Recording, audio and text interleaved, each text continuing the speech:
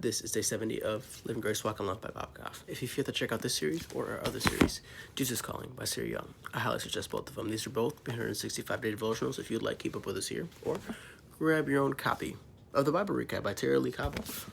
Thank you, my brother and his wife, for grabbing Ms.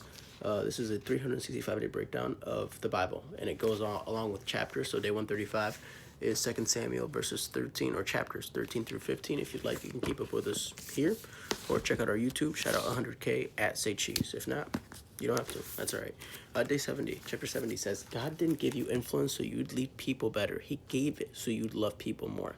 Galatians chapter 5, verse 13 says, you, my brothers and sisters, were called to be free. But do not use your freedom to indulge in the flesh. Rather, serve one another humbly in love. Amen. I'm going to move quick here. Have you ever wondered what it would look like if Jesus wrote a book on leadership? The title might be something like The Greatest Among You Shall Be the Leaster. Don't worry about it. Companies would have to invert all their org charts. The CEO would get a mop and a bucket, and the janitor would get a corner office and maybe a jet. That's not the message you see in bookstores, though. There are books about how to be more influential, make more money, innovate more quickly, manage more effectively. None of this is wrong. In fact, much good can come from organized, focused efforts. Here's the deal, though. You can sum up leadership books with one phrase. Here's how you crush it. But even though Jesus was the most influential person to ever live, I don't think he would write that book. Here's why. God didn't give you influence so you'd lead people better. He gave it to you so you'd love people more. Jesus' model for leadership was more interested in our laying our lives down for our friends and increasing the number of people who admire us from afar. Be famous with your family and friends. Leave the building of platforms to painters. Jesus was a carpenter who never cared about them. Any influence we've been given isn't meant to increase the size of our audience. It's so we can welcome even more people in the experience of God's love.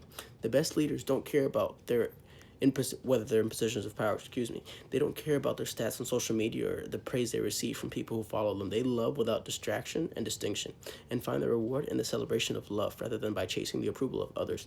Of course, they want to encourage people because they love big and want that love to spread, but they're in it for others, not for their own egos. Continuing on, it says, if you find yourself in knots about whether you're leading people in the right direction, just look at whether you're the chief servant. If you're the big cheese, take a breath. Figure out how to become more downwardly mobile. Great leaders don't have time to think about themselves because they're too busy scheming ways to love other people and lift them up.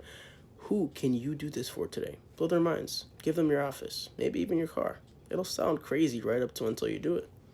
The question we ask you to sit with at the end of the chapter says, what kind of leader are you? Are you the egotistical type? Are you the driven by other people's attention type? Or are you the type to not care and just love all? God bless.